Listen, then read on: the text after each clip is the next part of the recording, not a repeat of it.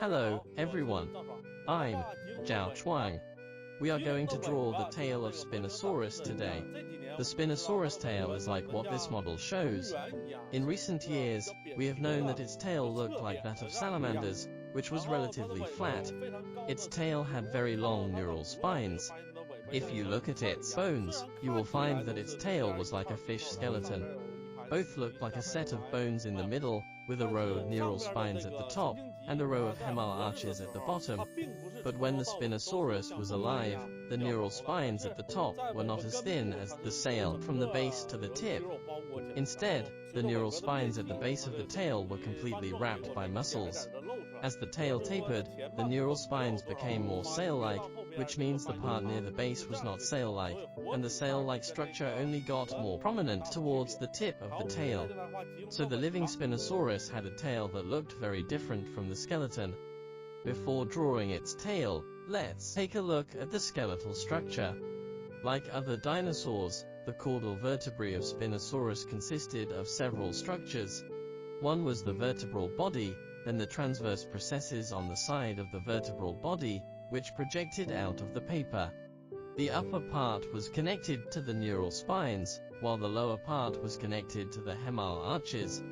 It wasn't until recent years that fossils of the Spinosaurus tail were excavated, so we only know its overall appearance recently. We simply draw the rear part. This was the vertebral body in the middle, and the transverse processes projected to the side like this. Below were the haemal arches. For the rear haemal arches, we use this line to show them.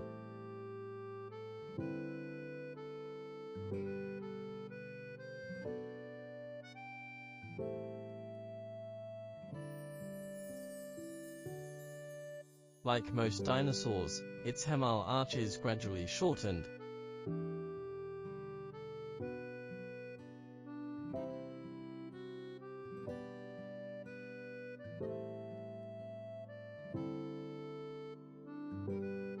Finally, let's move on to its neural spines. The neural spines were an extraordinary feature of Spinosaurus that we've only noticed in the past few years. The neural spines at the base of its tail were similar to those of carnivorous dinosaurs, which were relatively short. And then they suddenly became elongated.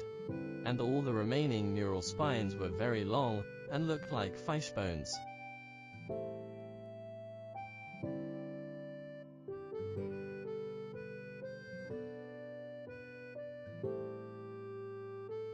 Moreover, the neural spine bones were all slanted backward.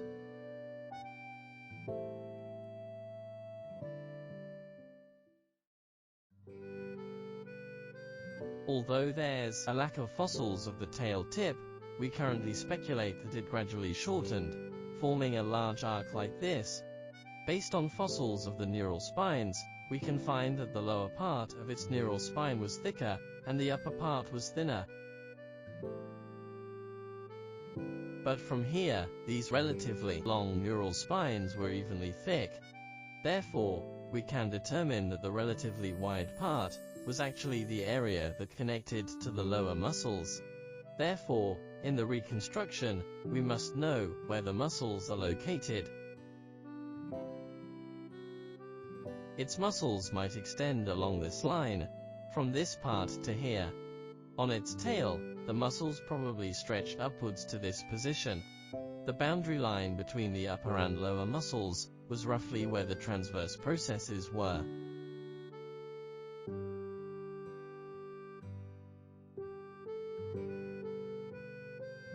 The upper muscles were thin, while the lower muscles were thick and developed, wrapping the entire haemal arches.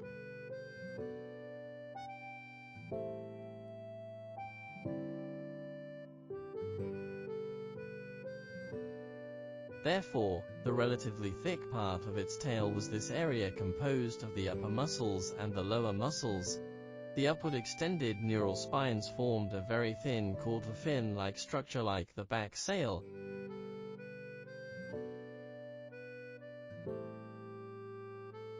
There might be a flap on the underside of the tail. This is the overall shape of the Spinosaurus tail. Many scientists speculate that its flat tail might function as a paddle. However, since all the neural spines were sloping backwards, the tail couldn't swing freely. The tail was covered in skin and was very rigid, a bit like that of a salamander. It would swing in a rigid way, similar to a rudder or a paddle. Finally, we slightly show its trunk. Good, like this, we've done with the tail of Spinosaurus.